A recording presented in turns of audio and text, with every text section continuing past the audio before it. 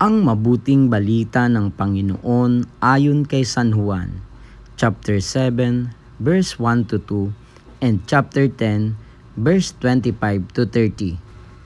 Noong panahong iyon, nilibot ni Jesus ang Galilea. Iniwasan niya ang Judea sapagkat ibig siyang patayin ng mga Hudyo roon.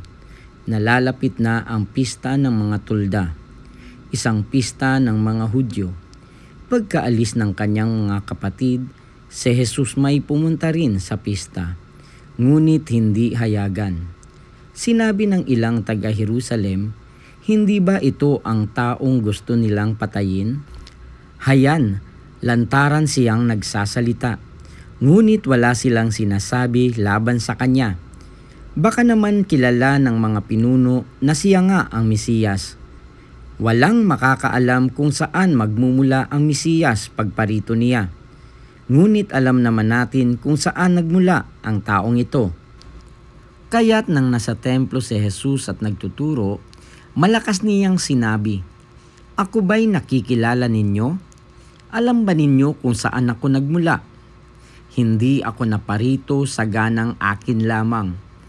Ang totoo ang siyang nagsugo sa akin. Ngunit hindi ninyo siya nakikilala. Nakikilala ko siya sapagkat ako'y mula sa kanya, at siya ang nagsugo sa akin." Tinangka nilang dakpin siya, ngunit walang mangahas, sapagkat hindi pa niya oras.